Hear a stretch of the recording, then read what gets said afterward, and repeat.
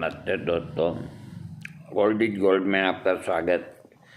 स्वास्थ्य संबंधी चर्चा में इस वक्त होम्योपैथिक का जो आगाज हो रहा है,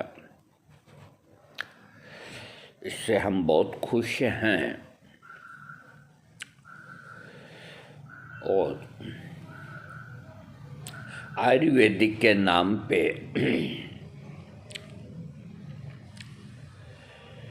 जो केमिकल लोगों को खिलाए जा रहे हैं दवाओं के और ऊपर लिखते हैं आयुर्वेदिक दवा, कंटेंट्स में ऐसी चीज़ों के एक्सट्रैक्ट लिखेंगे जो पता ही नहीं कहाँ, और लोग उन दवाओं को धड़ल्ले से खरीदते हैं। तो अभी जो इस तरह खरीदते हैं उनको मैं सावधान करता हूँ कि अभी वो युवा हैं, अभी उनकी उम्र कम है, इसलिए वो उसको सहन कर लेते हैं। क्योंकि हर जो प्रॉब्लम वाला है वो चाहता है कि मेरे को ऐसी दवा मिले कि 1 घंटे के अंदर मैं सेक्स करूं। मर भला ही जाओ, मरना मंजूर है, बाकी तेरे दर पे मरना चाहते हैं। मरना जरूर है, लेकिन तेरे दर पे मरना चाहते हैं। क्या करना। इस तरह के बाजार में कम से कम 10 नाम तो मैं जानता हूँ, लेकिन मैं नाम बता करके मुसीबत मोल नहीं लेना चाहता। इन लोगों के बहुत लंबे हाथ हैं। आपको बस इतना ही बहुत है समझने के लिए कि आयुर्वेदिक के अंदर ऐसी कोई दवा नहीं कि आपने खाया और आधी घंटा बाद वियाग्रा की तरह 1 घंटे बाद आप तैयार हो जाओ। कोई ऐसी दवा नहीं, और अगर है तो उसके अंदर अफीम, चरस, इस तरह की चीज़ों का इस्तेमाल होता है जो कंटेंट्स वियाग्रा के हैं, उनसे मिलते जुलते गुण वाली ये जो मैंने बताई है ये चीज़ें हैं। और मैं नाम घोषित नहीं करूँगा, मैं कभी हनुमान भक्त झूठ नहीं बोलूँगा। एक बहुत बड़ी फार्मेसी के रसायन शास्त्री को किसी सेठ ने बुलाया था योग बनवाने के लिए, और मैं वहाँ रोज़ जाता था, वहीं रहता था। मेरे दोस्ताना था जिन्होंने योग बनवाया। तो उन्होंने नुस्खे के अंदर अफीम, चरस ये मंगाए बिना नुस्खा पूरा नहीं हो सकता। माने हुए रसायन शास्त्रीय वर्षों का अनुभव। मैंने कहा ये तो नशा है। तो उन्होंने साहब कहा कि कोई पीछे से डालता है, कोई सामने से डालता है। बिना नशे के कोई स्तंभन तुरंत नहीं हो सकता, क्योंकि आयुर्वेद में जितनी दवाइयाँ हैं उनका सबसे पहले पाचन होता है, दीपन होता है और पेट सही हो करके शरीर में रक्त बनता है और रक्त बनने से वीर्य में बढ़ोतरी होती है। तो इसके अंदर कम से कम 2, 5, 7 दिन तो लग ही जाते हैं और कम से कम पूर्ण रूप से जिसको स्वस्थ होना है तो वो आयुर्वेदिक के 2 महीने का नुस्खा की जगह 4 महीना नुस्खा लें तो उसका पैसा निरर्थक नहीं जाएगा, क्योंकि आयुर्वेद खुद कहता है कि जो सेक्स से रिलेटिव जो प्रॉब्लम है, नपुंसकता है या जो भी कुछ है, तो अगर उनका इलाज कराया जाए तो कहते हैं कि कम से कम 6 मंथ का लगेगा, 6 महीने। और इलाज के दौरान अगर गर्मी का मौसम है तो तेज़ गर्मी में बाहर नहीं आएंगे और सर्दी का मौसम है तो बहुत ज़्यादा ठंडी के अंदर भी बाहर नहीं आएंगे। जो परहेज है और दवा का सेवन ऐसी जगह करें जहाँ शांति हो, संगीत हो, कोई आपको तनाव वाली जगह नहीं हो, खुशबू वाले पौधे हों, बाग हों, उपवन हो, अच्छी अच्छी खुशबू आता रहे, आपके दिमाग में कामदेव के अतिरिक्त और कोई चीज न हो, सुंदर आवाज़ के अंदर गाने बजाने का, संगीत का ये प्रोग्राम चलता हो, नर्तकियाँ नाचती हो, ऐसे माहौल के अंदर आदमी अपनी चाहे पत्नी को ले जाए, अपने फ्रेंड को ले जाए, जिसका जो हिसाब है, तो ऐसी जगह का चयन करें जहाँ जाके वो एक दूसरों को आपस में समर्पित करें। होता क्या है? होता ये है कि 10 रुपये की नमकीन ले ली, फटाफट खा ली और एक पौवा लगा लिया और अपनी प्रेयसी को पीछे बिठा करके जंगल में कहीं भी मुर्गा बना करके अंडा ले आते। ये आजकल का आशिकाना हो गया। और बड़े शहरों में होटल के अंदर कमरा, लेकिन वहाँ कहाँ खुशबू, कहाँ उपवन, शांति कहाँ, कोई आ न जाए, परिवार वालों को मालूम न पड़ जाए, पुलिस का छापा न पड़ जाए, ऐसा भय जो होटल के अंदर जो भी इस तरह का, क्योंकि गलत तो गलत ही है। आप अपने फ्रेंड का, पत्नी का नाम लिखा करके आप चले गए, लेकिन आपका मन तो घबरा रहा है कि गलत काम किया।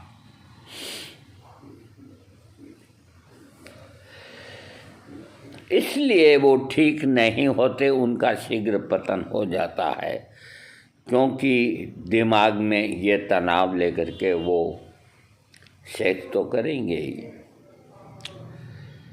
तो ये जो बातें मैं आपको बता रहा हूँ कि पहले भी ये तकलीफ़ें हुआ करती थी और अब भी होती है। सारा दोष खान पान पे मत दो। दुनिया ही खाती है, जो अपन खाते हैं वो सब दुनिया ही खाती है। जापान के अंदर 130 साल, 20 साल, वहाँ 100 साल के तो सड़कों पे ही घूमते रहते हैं। तो वहाँ कौन सा स्वर्ग आ गया जो उनको सारी चीज़ें प्योर मिलेगी? हवा तो सभी जगह एक ही चलती है भाई, लेकिन वो मेहनत करते हैं। और वहाँ मनुष्य की आबादी कम है, खुले जंगल और शुद्ध सुंदरता। थाईलैंड, बैंकॉक और भी कई ऐसे मुल्क है, काठमांडू, नेपाल, और तो वहाँ जाकर के जो मियाँ बीवी जाते हैं तो वो एक वास्तव में ही उनका चेंज होता है। और अगर भगवान ने 2 रुपये दिए हैं, कोई ज़रूरी नहीं वहाँ भी आप 1000 रुपये रोज़ के होटल में ठहरें। मौसम तो होटल के बाप का नहीं। शिमला के अंदर आप 200 रुपये के कॉटेज में भी ठहर सकते हैं और 2000 5000 वाले में भी ठहर सकते हैं। तो ठंड तो वैसे ही पड़ी है, आपको एसी की क्या आवश्यकता है? आपको तो पेट में खाना खाना है तो होटल में जाके खाना खाओ। तो खूब सस्ते हैं, लेकिन आबो हवा तो आपके अधिकार में है। सुबह आप वहाँ भ्रमण करें अपनी पत्नी के साथ, सुंदर पहाड़ी पे ऊपर जहाँ झरना चल रहा हो, कहाँ से पानी आता है, कहाँ से जाता है, प्रकृति किस तरह हिल रही है, क्या क्या जड़ी है, क्या क्या बूटियाँ हैं, उनको निहारते हुए आपस में कोई बचपन की बात याद करके अपना आनंद लेके अपने छोटे मोटे गेस्ट हाउस में आ जाएं, तो तबीयत में लाभ होता है। तो मेरे कहने का मतलब ये है कि जो भी कमजोरी का इलाज जो लेना चाहते हैं, जो ले रहे हैं या लेना चाहते हैं, तो आजकल दवाइयों के अंदर इतनी शुद्धता नहीं रही। मैं कहता हूँ कि शुद्धता नाम का काम ही नहीं के बराबर।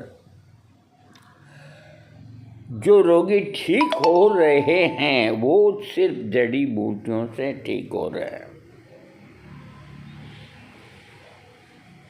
इसका मैं उदाहरण देता हूँ। आप ताकत की दवा खाओ, रात को आपकी ताकत नहीं आएगी सर। और जड़ी बूटियों से बना जमाल गोटा का तेल 2 बूंद खा लो, पूरी रात पाखाना जाते रहोगे। तो एक बात बताओ कि हीरा भस्म, सोना भस्म, ये ज़्यादा पावरफुल है, ये जड़ी बूटियाँ ज़्यादा पावरफुल है? अरे जो जड़ी बूटी का काम है कि पेट साफ करना, वो पेट साफ करेगी। जिस जड़ी बूटी का काम है उल्टी बंद करना, वो उल्टी बंद करेगी। जिस जड़ी बूटी का काम है ब्लीडिंग बंद करना, तो वो करेगी। उनके अंदर कोई डुप्लीकेट ही नहीं होती।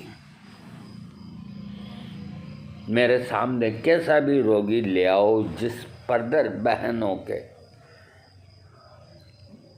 अच्छे अच्छे वेद नहीं रोक पाए, एक खांडेदार नाम की औषधि होती है, बारिश में सर्वत्र होती है और भी होती है।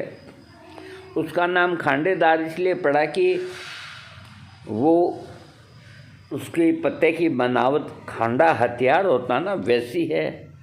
और खांडेदार का मतलब उसकी आगे की जो चोंच है वो पतली होती है और उस पौधा 1 फुट से ऊपर का नहीं होता। इसकी जो खास पहचान होती है कि इसके पत्ते का तीखा ही तीखा हिस्सा जमीन में घुसा रहता है, इतना। उस खांडेदार को ले आओ, उसका रस तो पिलाओ 2 टाइम, और उसकी जो लुगदी है उसको लंगोट की तरह औरत बांधे, परदर खत्म हो जाता है।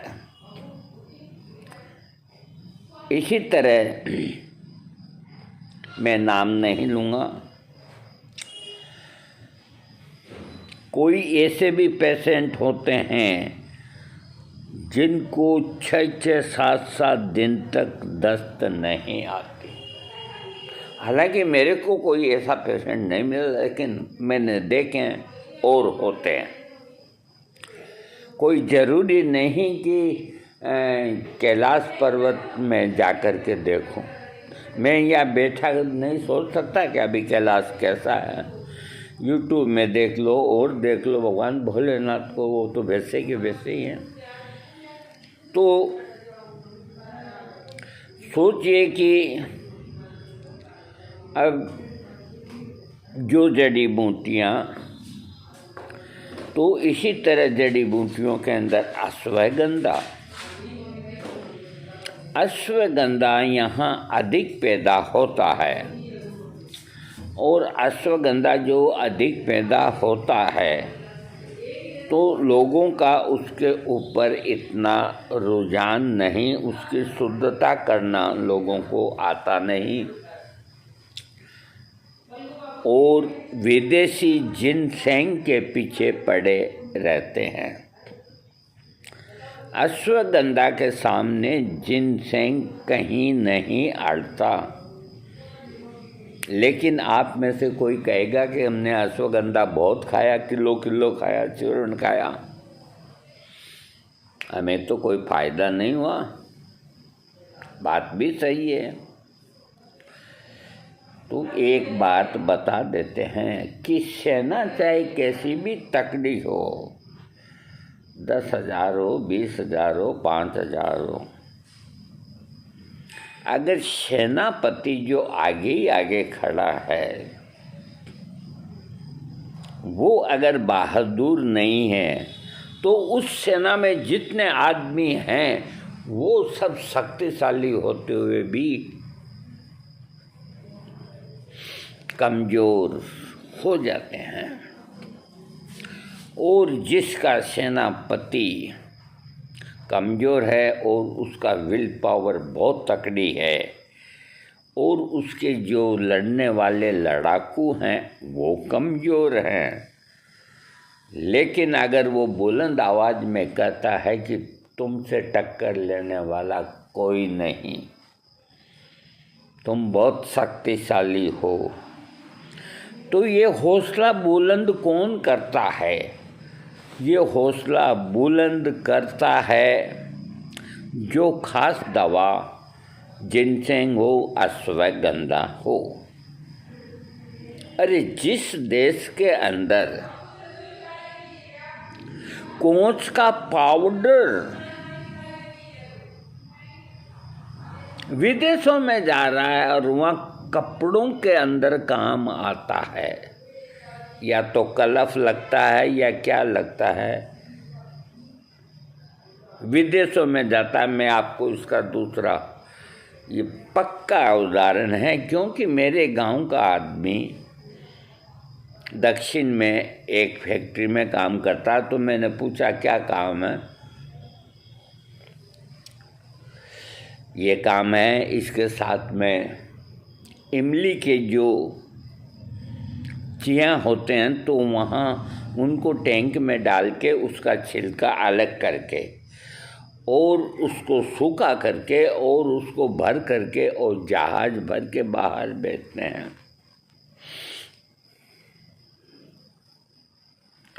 तो जो चीज़ अपने यहाँ है और अपन तो उसको काम में नहीं लेते, और वो कहाँ जाकर के उसकी क्या चीज़ बनती है और वो ही चीज़ तुम्हारे को विदेशी नाम से यहाँ परोस दी जाती है, तुम आराम से खाओगे। का वाकई वंडर है।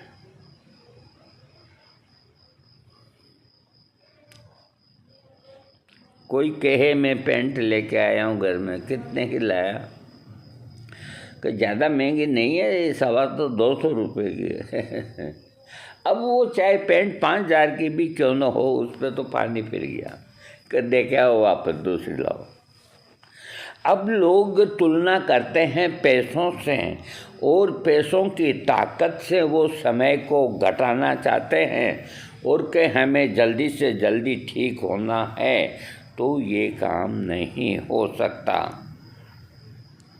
तो वेद लोग इसकी आड़ में उनको हीरा भस्म खिलाने लग गए, उनको स्वर्ण भस्म खिलाने लग गए, वरना सेक्स के रोगों के अंदर भस्म का क्या काम? कोई भस्म की कहीं जरूरत नहीं।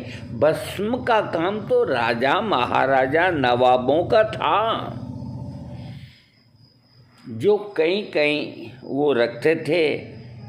और बुढ़ापे के अंदर भी शादियां होना करना उन लोगों के काम हैं।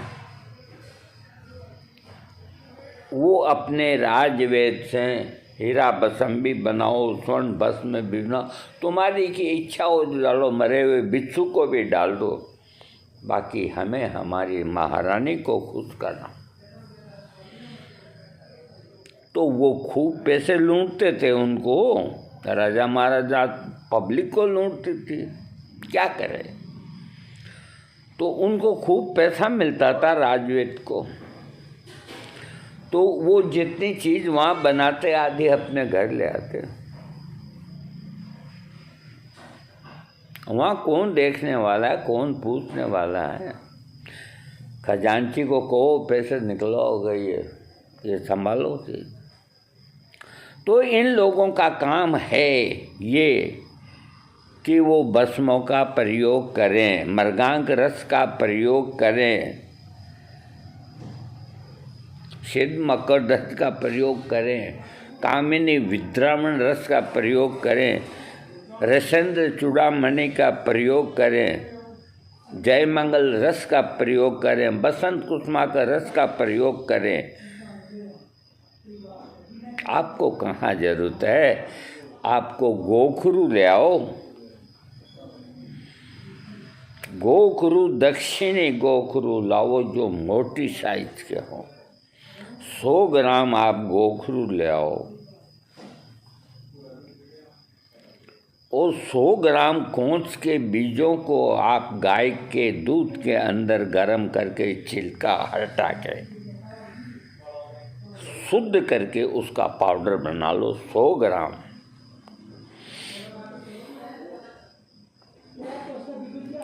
कोंच को भी इसी तरह शुद्ध करो, इमली के बीजों को भी इसी तरह शुद्ध करो। कोंच को तो